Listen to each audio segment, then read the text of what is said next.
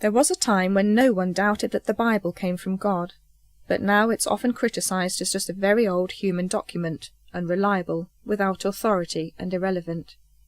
This part of the exhibition aims to defend it against the most common criticisms. In the first section, we're going to look at how the Bible has miraculously survived over the centuries. The Old Testament is the oldest part of the Bible. It was originally written mainly in Hebrew. It consists of 39 books that deal largely with God's dealings with his people, the Jews, before the birth of Jesus Christ. The New Testament has 27 books and was written in the 1st century AD in Greek. It deals with the life, death, and resurrection of Jesus Christ and the way his followers obeyed and taught his teachings. Unlike the Old Testament, which was written over several centuries, it was finished in about 50 years. The process of translating the Bible into local languages began because there was no point in God giving people a message if they couldn't understand it. By the 3rd century BC, Greek had become the common language of the countries in the eastern Mediterranean region, including among those Jews who'd been exiled from their own country. King Ptolemy II of Egypt wanted a Greek translation of the Torah, the first 5 books of the Hebrew Bible, for his library at Alexandria. A 1st century legend has it that he arranged for 70 or 72 Jewish scholars to do this for him. This tradition says that they finished it in 70 or perhaps 72 days. The title Septuagint was given to it much later, because the Latin word Septuaginta means of the 70. It was written on papyrus scrolls, fragments of which have been found, like the replicas on the panel. The rest of our Old Testament books were translated into Greek in stages, and the whole was finished by 132 AD. Parts, at least, of the Septuagint version were in use in the days of Jesus and his followers. The copy on the table was printed in 1665. In the centuries after Jesus Christ, Latin was the language used by the Church in its services. In the 4th century, Pope Damasus was keen to have one standard edition of the Latin Bible to replace the different ones in circulation. He gave his secretary Jerome the task of producing one. First, Jerome revised the text of the Gospels. He took the best existing Latin text he could find and corrected it where necessary with the help of Greek manuscripts. Next, he translated the Book of Psalms. This was followed by the rest of the New Testament. He retired to live in Bethlehem as a monk. Here he decided that the best way to translate the Old Testament was really to go back to the original Hebrew. He finished doing this in 405 AD. Actually, this Bible wasn't given the title Vulgate until much later, in 1546. It came from the Latin vulgaris, meaning popular. It became the one used throughout Western Europe for many centuries. The page on the panel is from a 13th century Bible published in France. The volume on the table was produced in 1609. Although the Vulgate was an important stepping stone in the history of Bible translation, Latin wasn't the language that most people spoke, so only a privileged few could read it. When the Western Roman Empire collapsed, some Christians fled to Britain and Ireland and formed monasteries. Bible manuscripts were stored and copied there. Bede was a monk who lived in the 7th and 8th centuries AD. He lived at a monastery in Northumbria. He translated the Gospel of John from Latin into Old English. The 9th century King Alfred was another who translated parts of the Bible from Latin. The translators of the 10th century Wessex Gospels from Latin into Anglo-Saxon are unknown. On the table you'll see an 1848 reprint of Anglo-Saxon Gospels. Indeed, from the 7th to the 14th centuries there were many attempts at translating parts of the Bible into early English, but it seems that these were to help the clergy, many of whom didn't understand much Latin. The whole Bible in English for all to read was a long time coming. This was largely through the work of John Wycliffe. In the 14th century the official Bible of the Church was still the Latin Vulgate. John Wycliffe, the rector of Lutterworth in Leicestershire, insisted that the ultimate authority for Christians should be the Bible, not the Church. So it was essential for them to read the Bible for themselves. He, with help from other scholars, made the first English translation of the entire Bible in 1384. There's an 1810 reprint of his New Testament on the table. He translated it from the Vulgate. He sent out preachers into the streets and the fields. His enemies called them lollards, or mutterers, because they read from the Bible in English. As a result, many ordinary people, who could not themselves read, learned parts of the Bible off by heart. The Church didn't approve of Wycliffe's work because he acted without its authority. It persecuted Wycliffe and his followers, putting many of them to death. On the right of the panel you can see some of their names. In 1408 a new law was brought in that decreed that no one should translate any part of the Bible, or even read one, without the approval of the Church. In 1453, Constantinople, the capital of the Eastern Roman Empire, or Byzantine Empire, was captured by the Turks. As a result, many Hebrew and Greek scholars fled for safety from the East to Europe. In the West they continued their studies, including the study of the Bible. They brought with them early copies of the New Testament in Greek, which proved valuable to future Bible translation. The next landmark was the invention of printing, to make multiple copies of documents at the same time. Until then, copies of Bibles had been made by hand. It might take a year to produce just one, and it was expensive. The invention of printing using movable type is usually credited to the German Johannes Gutenberg. Look on the panel at the illustration of one of the first mechanical printing presses. It was Gutenberg who produced the first printed Bible in Germany in 1455–56. This was a Latin Vulgate, printed on vellum and done in such a way as to make it look handwritten. One of its pages is reproduced on the panel. For many, this is the most beautiful book in the world. The facsimile on the table is volume 2 of a 2-volume set printed in the 21st century. William Caxton brought printing to England in 1476. He was the first to print parts of the Bible in English. From now on, Bibles were printed. About 100 years after John Wycliffe's death, William Tyndale also stated that the Christian's true authority was the Bible, not the Church. To someone who disagreed with this, he said, "If God spares my life, I will cause a ploughboy to know more Scripture than you do." But his efforts to bring the Bible in current English to the man in the street proved too difficult and dangerous in England. He was forced abroad for the rest of his life. There he translated the New Testament into English and had it printed in 1525. The example on the table was reprinted in 1862. Copies were smuggled back to England for circulation. Many people lost their lives in the process because King Henry VIII and the Church were violently opposed to the work. He later translated and published parts of the Old Testament. Tyndale was the first to bypass the Vulgate and go directly to the Hebrew and Greek texts. But his enemies pursued him even on the continent. King Henry had him arrested and imprisoned outside Brussels. He was tried for heresy, strangled, and his body was burned at the stake. He died crying, "Lord, open the King of England's eyes." Others followed in his footsteps. For example, Miles Coverdale produced a printed Bible in English in 1535. He used much of Tyndale's translation. This also had to be done abroad, but 2 years later the second edition was the first English Bible printed in England. It even had King Henry's blessing. His eyes had been opened indeed. There were now several English translations in circulation, so Miles Coverdale was commissioned to produce a standard English Bible. In 1539, the Great Bible was printed in England, so called because of its size. A copy was installed in every parish church, chained to a reading desk, like the model on the table, to prevent theft. The Great Bible on the table was printed in 1540. Queen Mary was a Roman Catholic, so Bible students were again persecuted and driven abroad. Geneva in Switzerland became a centre of learning for them.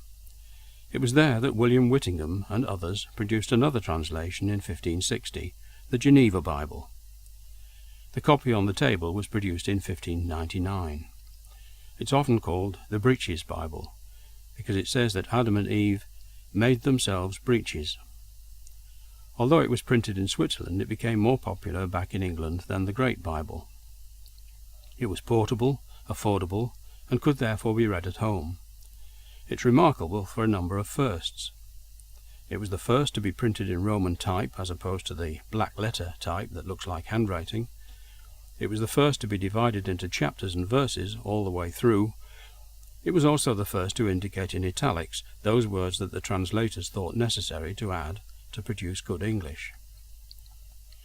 When Elizabeth I, who was Protestant, became Queen, the Church in England proposed a new translation. Sections of the work were given to suitably qualified bishops, which is why it was unofficially called the Bishop's Bible. Their instructions were to revise the Great Bible. This took 7 years and was finished in 1568. The Church ordered that every archbishop and bishop should have a copy. It therefore superseded the Great Bible as the authorized version of the Church of England. But unlike the Great Bible, it was also an approved version for ordinary people to own. This version had been nicknamed the Treacle Bible, because it translated, "Is there no balm in Gilead?" in Jeremiah chapter 8 as, "Is there not treacle in Gilead?" The copy on the table was printed in 1574. It was now the turn of Catholics to flee to Europe to avoid persecution. They'd been opposed until then to Bibles in any other language than Latin. At Douai in northern France they began producing their own English translation to rival the Protestant Geneva Bible. They translated it straight from the Latin Vulgate. The New Testament was printed at Rheims in 1582, and the Old Testament in Douai in 1609 to 1610. It's therefore known as the Douai or Douai-Rheims Bible. All this paved the way for the next milestone, the Authorized Version, or King James Version of the Bible. King James I, himself a Bible scholar, was persuaded that there was a need for a new English translation that would be acceptable to all. Strict terms of reference were laid down, and the king himself would have to personally approve it. The panel of 47 translators was chosen on the grounds of scholarship alone. It was to be a revision of the Bishop's Bible. Previous translations often included notes and opinions, but none were now to be allowed, except helpful explanations of Hebrew and Greek words. The work was published in 1611 and dedicated to the king. Ironically, it's thought that 90% of it was from William Tyndale's own translation. It was originally published as a complete folio Bible. It was sold loose leaf for 10 shillings or bound for 12 shillings. The smaller copy on display is dated 1614. The title page says, "Appointed to be read in all churches." It was revised several times, and the edition now in use was published in 1769. What's amazing about the Authorized Version is the way it has stood the test of time, even though it's 4 centuries old. Despite its antiquated English, it's still read and loved by many. Like the works of William Shakespeare, it's recognized as a literary masterpiece. Many expressions from it are used in everyday conversation today, without us realizing where they came from. The first Welsh Bible was in existence by 1470. It was a translation from the Latin Vulgate. Queen Elizabeth ordered the Welsh bishops to have a Bible printed in Welsh and to place copies in all parish churches. In 1588, William Morgan published his translation of the whole Bible. The second version, published in 1620, is still known as William Morgan's translation. It became the standard Welsh Bible for centuries. In 1630, a smaller edition was published for use in the home, like the one on display, the edition that Mary Jones obtained in Bala in 1800. It was her desperate need to own her own copy that inspired the formation of the British and Foreign Bible Society. A new Welsh translation was published in 1988, and the revised New Welsh Bible came out in 2004. If you want to hear more about the story of Mary Jones, select 136 on the keypad. A translation of the New Testament into Irish from the original Greek was published in 1602. A translation of the Old Testament by William Bedell and other scholars was finished but never published. Narcissus Marsh and others revised it, and about 500 copies were printed in 1686. In 1690, 3,000 copies of the complete Irish Bible were printed for the Scottish Highlanders. It was printed in Roman script because they weren't familiar with the Irish characters. For a long time the clergy in the Gaelic-speaking parts of Scotland used this Bible. However, differences in dialect meant it wasn't ideal. So the first Gaelic New Testament was published in 1767. The translation was done by James Stewart and his son John. John Stewart was also the main translator of the Gaelic Old Testament, which was published in part between 1783 and 1801. The copy of the whole Bible in Gaelic on the table is undated. Parts of the Bible were translated into Cornish as far back as the 17th century. It wasn't until 2004 that the Cornish Bible Project published the whole of the New Testament, translated directly from the original Greek. The same team is working on the Old Testament. The first part of the Bible to be translated into Manx was the Gospel of Matthew. It was the work of William Walker and was printed in 1748. A translation of the Old Testament appeared in 1773. 2 years later, an edition of 40 copies of the first complete Bible in Manx was issued. The Gospel of John on display is a 1936 reprint from an 1819 Manx Bible. With the passing of time, more ancient Bible manuscripts have been discovered. The panel refers to the Codex Sinaiticus and the Codex Alexandrinus. Codex means book, a volume produced by sewing together folded paper written on both sides with a cover. The Codex Sinaiticus literally means Sinai book. It was discovered by visiting scholars in the 19th century at the St. Catherine's Monastery on Mount Sinai. It had been preserved there since it was written in the 4th century. The main portion of the Codex is now at the British Library in London. Judging by the handwriting, it was probably the work of 3 or 4 scribes. It's regarded by many scholars as one of the most important witnesses to the Greek text of the Septuagint and of the New Testament. In fact, it's the oldest surviving copy of the whole New Testament. The panel shows a colour reproduction of the Codex Alexandrinus. On the table is a black and white photographed facsimile. The library at Alexandria in Egypt held the world's greatest collection of manuscripts. However, it's not certain whether the Codex Alexandrinus was originally written there. It, too, is stored in the British Library. It was presented to King Charles I in 1621 by the Patriarch of Constantinople. It's a 5th century manuscript of the Bible in Greek, in other words, slightly younger than the Codex Sinaiticus. It consists of 4 volumes, written on thin vellum or animal skin. It contains almost the complete Bible. Going by differences in handwriting and so on, 2 scribes were responsible for their production. The last 150 years has seen the publication of many more translations. Displayed here are the Revised Version of 1885, the Revised Standard Version, published in 1952, the Jerusalem Bible, 1966, the New International Version, 1978, and the New King James Version of 1982. This is what an Arab boy heard one day in 1947 when he threw a pebble into a cave at Qumran near the Dead Sea. On entering the cave, he found stone jars like the ones on display. Little did he know that they contained scrolls of all but one of the books of the Old Testament. Experts reckon that they were about 2,100 years old, the oldest surviving Old Testament scrolls ever discovered. They're on display in the Shrine of the Book in Jerusalem. Despite their age, the wording on these ancient scrolls is remarkably similar to what we have today. Normally it would not be unreasonable to expect big changes due to the passage of time. The Dead Sea Scrolls show that the Old Testament has been miraculously preserved for us today. Jewish scribes made copies of the Old Testament by hand. They treated the work with such reverence that they proofread every copy scrupulously.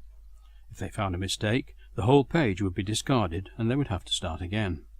They had strict copying rules, such as each line should consist of 30 letters, each column should have an even number of lines, no letters or words should be written from memory, each word in the original should be spoken aloud before being copied, and words, even letters, were counted, and the whole scroll was then checked by a supervisor. On the table you can see an actual example of a Hebrew scroll. It dates back to the 16th century AD and is written in Hebrew on leather made from sheepskin. It contains the first 5 books of the Bible, which the Jews call the Torah. As it's a corrected copy, it's unlikely to have been read in the synagogue. The New Testament was written on scrolls that were made from papyrus reeds. As papyrus rots very easily, none of the original Greek manuscripts have been discovered.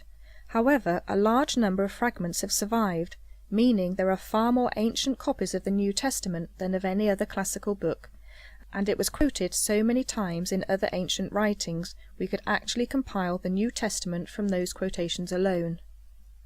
On the panel you can see the oldest fragment so far discovered. It's part of a papyrus codex containing John's Gospel, which is in the John Rylands Museum in Manchester. It has been dated to about 130 AD. That means it was probably written less than 100 years after the original text. This fragment is one of many obtained in Egypt by Sir Alfred Chester Beatty. Beatty was an American millionaire nicknamed the King of Copper because of the way he made his fortune. He was a collector and built up a remarkable collection of Oriental art and books. He acquired several early papyrus manuscripts, including portions of the Old and New Testaments. He gave some of them to the British Museum in a collection which bears his name. On the table you can see facsimile reproductions of the Chester Beatty fragments of some New Testament books. Most of them have been dated to the 3rd century, but some are as early as the 2nd. Our survey has shown that the Bible's survival is astonishing. Through the dedication, hard work and self-sacrifice of some determined people in years gone by, we can all get hold of a copy cheaply and read it in our own language. And all in all, any differences in the text of both Old and New Testaments are only slight and not important to our understanding of the message.